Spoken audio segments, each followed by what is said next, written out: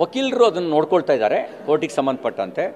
ನನಗೆ CIDಯಿಂದ ನನ್ನ ಮೇಲೆ ದೂರು ಸಲ್ಲಿಕೆ ಆಗಿರೋ ಪ್ರಕರಣಕ್ಕೆ ಸಂಬಂಧಪಟ್ಟಂತೆ ವಿಚಾರಣೆಗೆ ಬನ್ನಿ ಅಂತ ಇದುವರೆಗೂ ನೋಟಿಸ್ ನನಗೆ ಬಂದಿಲ್ಲ.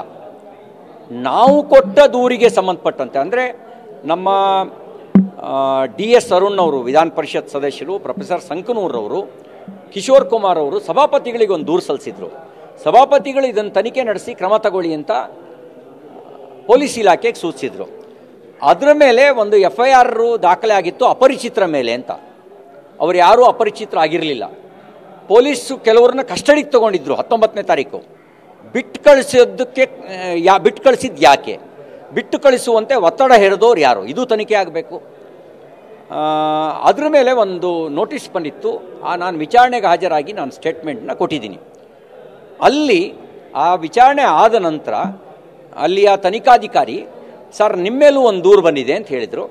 ನಾನು ಹೇಳಿದೆ ನನಗೆ ಫಸ್ಟ್ ನೋಟಿಸ್ ಕೊಡಿ, ಎರಡನೇದು ಜುಡಿಶಿಕ್ಷನ್ನು ಎಸ್ಟಾಬ್ಲಿಷ್ ಮಾಡಿ, ನಿಮಗೆ ಅಲ್ಲಿ ತನಿಖೆ ನಡೆಸುವ ಅಧಿಕಾರ ಇದೆಯೋ ಅನ್ನೋದನ್ನು ಎಸ್ಟಾಬ್ಲಿಷ್ ಮಾಡಿ, then I will come to attend your enquiry ಅಂತ ನಾನು ಹೇಳಿದ್ದೀನಿ ಅವರಿಗೆ.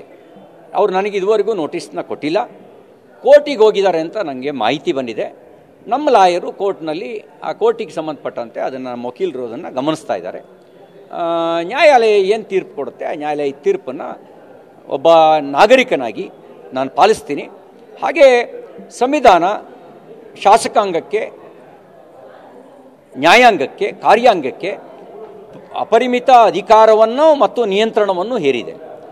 ವಿಧಾನಸಭೆ ಮತ್ತು ವಿಧಾನ ಪರಿಷತ್ನಲ್ಲಿ, ಲೋಕಸಭೆ ಮತ್ತು ರಾಜ್ಯಸಭೆಯಲ್ಲಿ ಏನೇ ನಡೆದರೂ ಅಲ್ಲಿ ಪರಮಾಧಿಕಾರ ಅಲ್ಲಿಯ ಸಭಾಧ್ಯಕ್ಷರಿಗೆ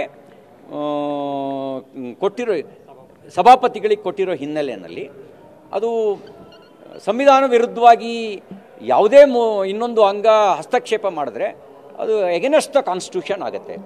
ಹಾಗಾಗಿ ಸಂವಿಧಾನವನ್ನು ರಕ್ಷಣೆ ಮಾಡೋದಕ್ಕೆ ಏನು ಬೇಕು ಅದನ್ನೂ ನಾವು ಮಾಡ್ತೀವಿ. ವ್ಯಕ್ತಿಗತವಾಗಿ ಒಬ್ಬ ನಾಗರಿಕನಾಗಿ ಏನು ಸಹಕಾರ ಕೊಡಬೇಕು ಆ ಸಹಕಾರನೂ ಕೊಡ್ತೀವಿ. ಸಂವಿಧಾನ ರಕ್ಷಣೆ ಮಾಡ್ಕೊಳ್ಳೋಕೆ ಏನು ಹೋರಾಟ ಮಾಡಬೇಕು ಆ ಹೋರಾಟನೂ ಮಾಡ್ತೀವಿ.